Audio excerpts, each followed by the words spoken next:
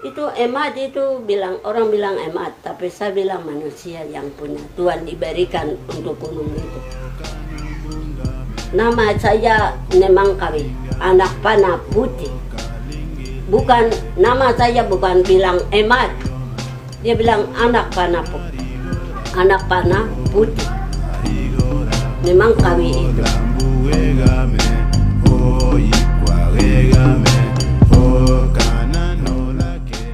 Saya Yosep Alomang, saya Amungin. Dan Nemang Kawi yang Timika itu yang punya asli saya. Saya pun juga tidak merasakan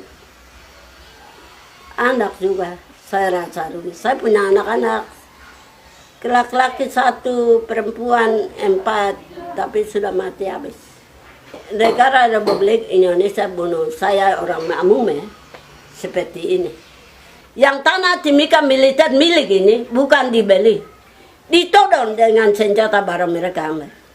Ini di alat negara Republik Indonesia punya militer yang kami dipakai untuk senjata bunuh habis. Freeport kasih keluar uang untuk kasih militer. Pribadi saya pikir Freeport dari awal sampai sekarang ini musuh dengan yang punya negeri itu saya. Yang banyak kerja untuk tanah Hamungsa dan Nemang Kawi itu seluruh dunia ini sudah diamankan dengan Freeport punya uang. Tapi pribadi saya belum diamankan.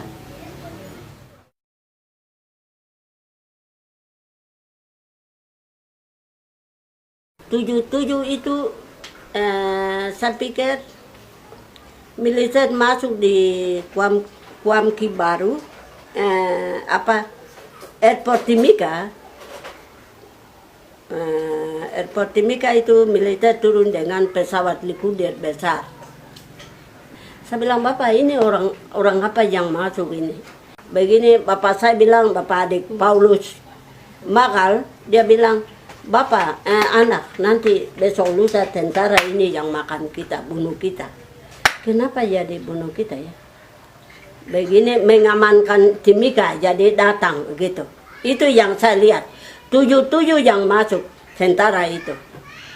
Dan tentara itu bukan untuk mengamankan Freeport, itu bukan mengamankan Freeport seperti apa ya?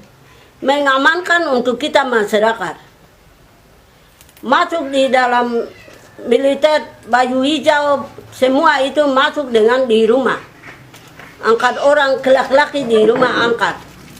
Dan bilang 77 begitu, dan mereka ciptakan kontelegna peristiwa Papua itu di dalam itu tahun 77 itu. Dan kita juga kejar dengan masyarakat sampai di luar 2 tahun di luar, dan 79 kan kami masuk di aman di Timika. Itu semua tidur juga dengan militer, bangun juga dengan militer. Jalan kebun itu tidak bisa dengan perempuan 1 orang, laki-laki 1. Harus laki-laki depan banyak, belakang banyak baru kita masuk. Tapi laki-laki itu ditangkap. Kami kecewa untuk hal-hal seperti itu. Saya mungkin itu, saya tidak mau untuk orang mengganggu saya punya laki, saya punya anak, saya punya saudara.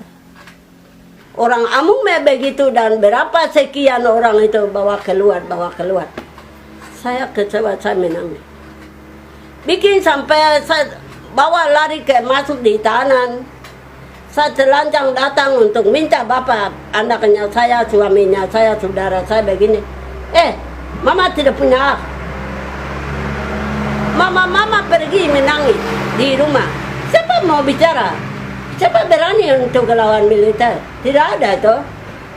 Bukan militer masuk di Timika itu untuk melawan dengan militer OPM, bukan melawan dengan segala korupsi atau Freeport.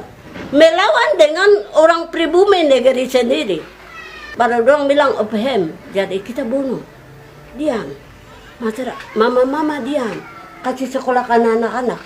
Oh, kita tidak bisa untuk aman begitu.